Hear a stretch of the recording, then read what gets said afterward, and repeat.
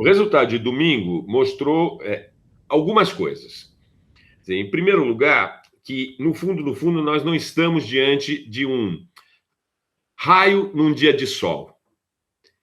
Há, objetivamente, uma adesão a teses e posições mais conservadoras muito grande no eleitorado brasileiro.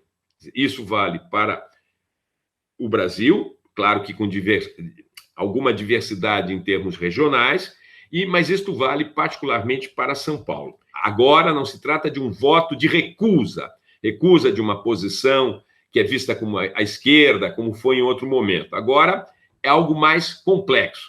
Há isso também, quer dizer, uma recusa, uma expressão do que se chama o antipetismo, o antilulismo, que obviamente foi muito reforçada nos últimos anos, inclusive pelo processo da Operação Lava Jato, porém há algo mais em curso. Há, de certa maneira, um tipo de expressão de uma sociedade que ela quer, essencialmente, se organiza mentalmente em torno de dois eixos. De um lado, a perspectiva de que é preciso manter os valores da família, da pátria, da tradição, que seria uma agenda essencialmente conservadora, inclusive muito pautada, muito influenciada por concepções que são, de certa maneira, baseadas em teorias da conspiração, como se estivéssemos diante de um momento em que o comunismo avança no mundo, o que é um completo desconhecimento da realidade contemporânea, como se estivéssemos diante de um processo de destruição da família, das relações entre homens e mulheres, permeados por ideologias de gênero. Isso tudo tem uma dimensão que está mais para a teoria da conspiração. Então, por um lado, é isso. E, por outro, o que se expressa também, uma sociedade que ela se move por valores profundamente capitalistas, aquilo que seria qualificado como uma adesão a ideais liberais em termos econômicos, quer dizer, que se vê muito com o horizonte de afirmar uma ideia de indivíduo livre, que não tem limite para a sua ação e que não quer o Estado. Então, nós temos um movimento que, de certa maneira, ele se articula em torno de dois eixos que, em princípio, seriam contraditórios. Porque a matriz mais conservadora, que mobiliza a família, a pátria, a tradição, a religião, ela demanda um Estado mais forte, um Estado que controle mais a vida, que efetivamente interfira na forma como as pessoas devem ser. Enquanto que a matriz mais liberal, do ponto de vista econômico, não um liberalismo político, que respeita a diversidade, o pluralismo, mas essa matriz liberal econômica, ela quer exatamente o contrário, reduzir o Estado. Então, a gente poderia dizer que esse blend, essa articulação entre duas concepções de mundo, que em tese são antagônicas, compõe a base do que está acontecendo na sociedade brasileira hoje. Esse é um movimento que não pode mais ser identificado apenas com a figura do Bolsonaro. Ele, na realidade, transcende hoje o Bolsonaro. Ele se expressou pelo Bolsonaro, mas, no limite, ele projetou um conjunto de personagens e de lideranças ao longo desses últimos 4 anos, e agora isso expresso nas eleições, que vão levar estas duas agendas aparentemente contraditórias adiante, exatamente se afirmando como uma posição de direita. Essa questão da composição do parlamento, ela é uma questão complexa, porque, de um lado, nós olhamos para a Câmara, como está mais ou menos a composição dos parlamentares do ponto de vista ideológico, quer dizer, 120 e poucos para a esquerda, 180 para digamos, a direita, né, o PL mais a Federação Brasil da Esperança, e o Centrão em torno de 230, mais ou menos, quer dizer, esse arranjo, né? Veja, essa composição já vai ser muito difícil de lidar para um eventual governo Lula.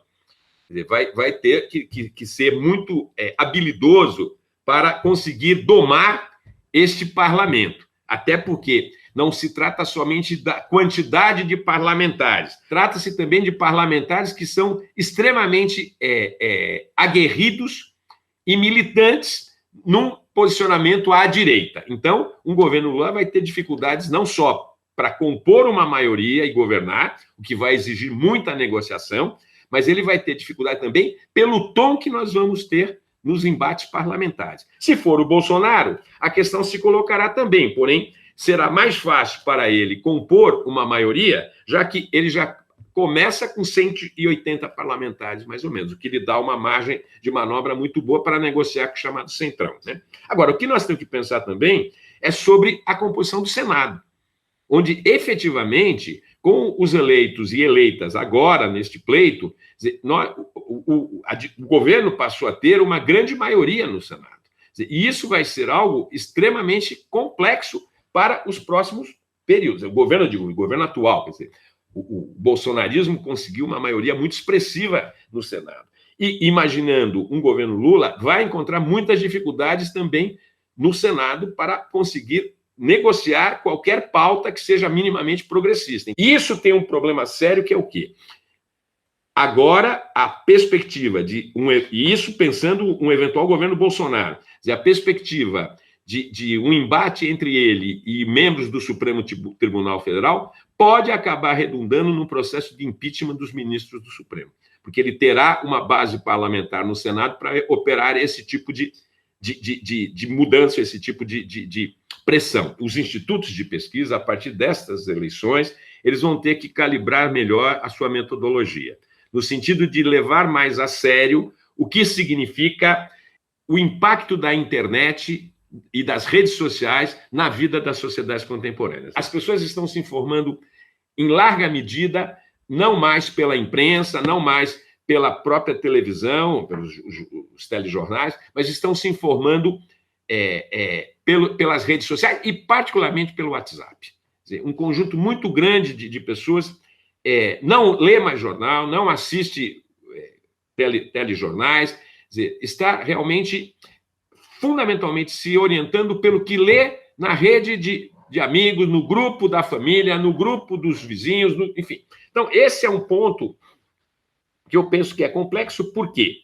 Porque, na medida em que as pessoas não estão se pautando por um tipo de opinião que se forma tendo em conta informações que têm uma certa base fidedigna, elas estão se movendo, elas acabam se fechando em bolhas que não dialogam, inclusive, com os institutos de pesquisa. Muitas vezes o indivíduo omite sua posição. Não é porque ele tem medo ou coisa do gênero, é porque isso é uma estratégia também. Quer dizer, vamos nos manter aqui unidos na nossa, reiterando os nossos modos de pensar e não vamos dar ouro para o bandido, vamos dizer assim, não vamos entregar o que de fato nós vamos fazer. E aí, o que me vem muito à cabeça olhando para São Paulo? Vai ficando evidente, não só na questão de São Paulo, mas em São Paulo isso ficou muito forte, que enquanto a chamada esquerda, a centro-esquerda, desaprendeu de fazer política no dia a dia, quer dizer, principalmente a juventude que milita pelas redes sociais, quer dizer, ela se fechou na sua bolha, reproduzindo uma concepção de que a sociedade iria atender a um apelo racional, e não se fez política, de conversar com as pessoas, de criar relações de confiança, de buscar o vizinho, de buscar o primo, de buscar a sobrinha, o parente, o neto ou o avô, conversar, como se fazia em outras épocas, principalmente no período ditatorial. Dizer, posso conversar com você, trocar uma ideia, mas isso não é só na hora da eleição, isso é o que se faz ao longo de um tempo. Então, nós estamos numa hora complexa, porque temos mudanças estruturais muito grandes no que se refere à vida, mas também no que se refere à comunicação. Os partidos estão feridos de morte. Quer dizer, não houve uma mudança na qualidade da relação que o homem médio, o homem comum, tem com os partidos. A ideia é que os partidos não servem para muita coisa, que os partidos são todos corruptos, que os partidos estão vencidos. Então, nós temos mudanças estruturais em curso, que não ocorrem apenas no Brasil, muito grandes. E não estamos exatamente tendo a capacidade de criar uma opinião pública mais bem informada, mais bem educada, para lidar com essa própria complexidade.